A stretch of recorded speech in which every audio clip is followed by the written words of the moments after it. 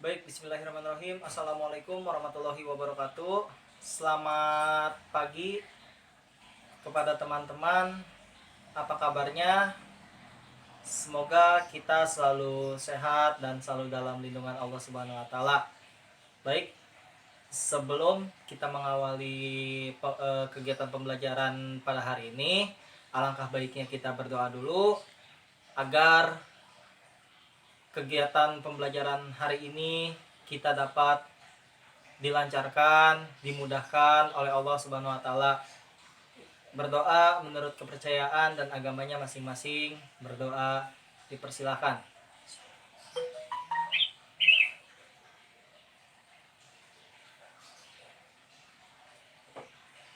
Amin. Baik. Kepada teman-teman, apakah kalian sudah menguasai teks wacana? Ada yang sudah tahu tentang teks wacana?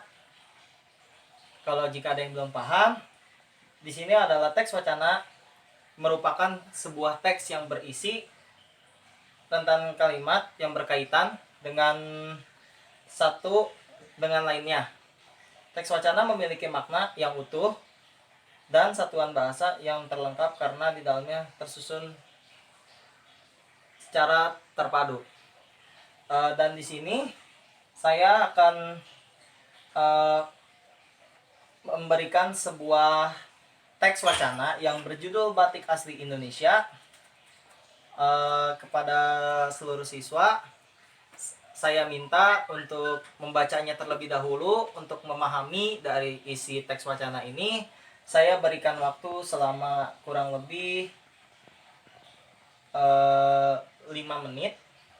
Mungkin 5 menit cukup ya untuk membaca keseluruhan, untuk memahami juga. Waktunya saya persilahkan dari sekarang. Baik, jika sudah membaca semua, saya akan mengulangi bahwa batik asli Indonesia itu pengertian dari batik itu sendiri adalah kerajinan yang memiliki nilai seni tinggi yang telah menjadi bagian dari warisan dari nenek moyang kita. Batik ini dapat dibagi menjadikan 3, yaitu ada batik tulis, ada batik cap, dan ada batik sablon.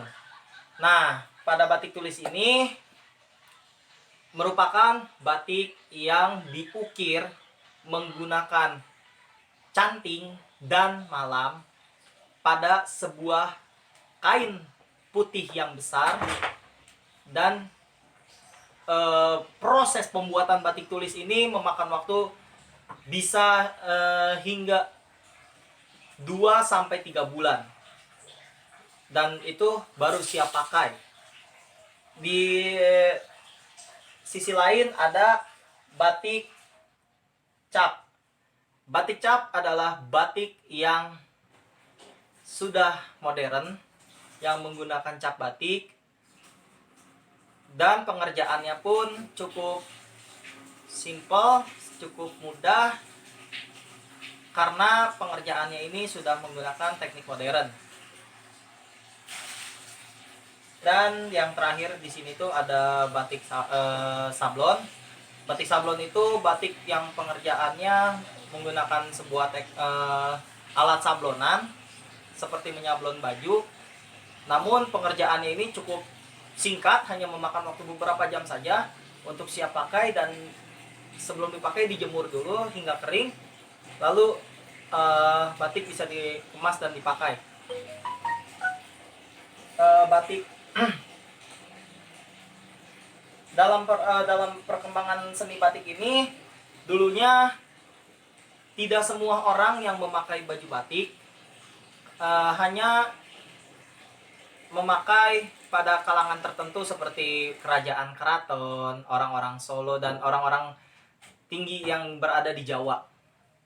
Namun seiringnya waktu, batik digunakan kepada kaum wanita dan menjadikan kain sebagai identik wanita Jawa. Dan semakin modern, semakin kesini Batik digunakan pada pegawai, pada anak siswa, dan berbagai kalangan. Tidak harus memandang ini adalah kalangan kerajaan ataupun kalangan bawah. Jadi semua orang sekarang batik bisa memakai, siapapun itu. Lalu di sini terdapat batik yang dikenalkan oleh orang Tionghoa, yaitu corak Phoenix, burung programming interface. Jadi orang Tionghoa ini juga ikut berpartisipasi untuk membuat batik juga.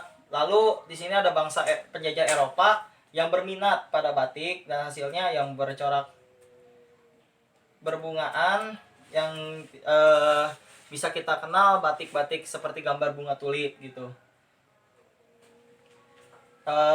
Jadi sampai sini siswa ada yang sudah paham dengan isi dari teks wacana ini.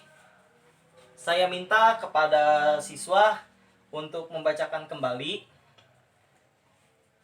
berapa ya? 5 orang saja maju ke depan dan membacakan dari teks wacana tersebut, membacakan kembali, dan saya yang akan menilai. Baik, jika sudah, 5 orang tersebut yang saya bacakan yaitu adalah Muhammad Andri, ada Alvira, ada Panji, ada Naufal, ada Triesya. Jadi skor masing-masing dari siswa ini ya alhamdulillah memuaskan. Lalu setelah itu saya akan membagikan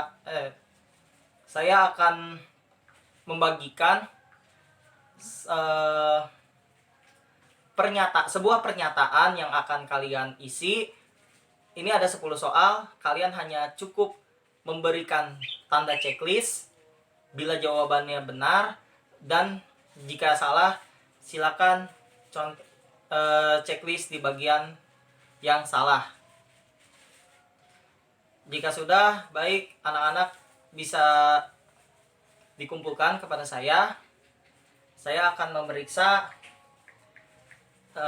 hasil pernyataan dari kalian.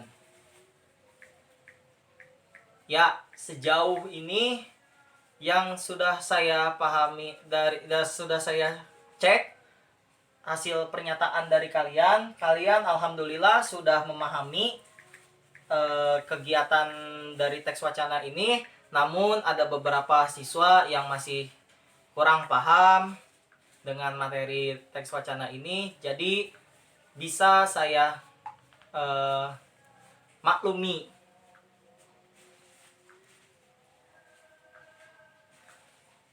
Untuk pembelajaran teks wacana mungkin itu saja yang bisa saya sampaikan.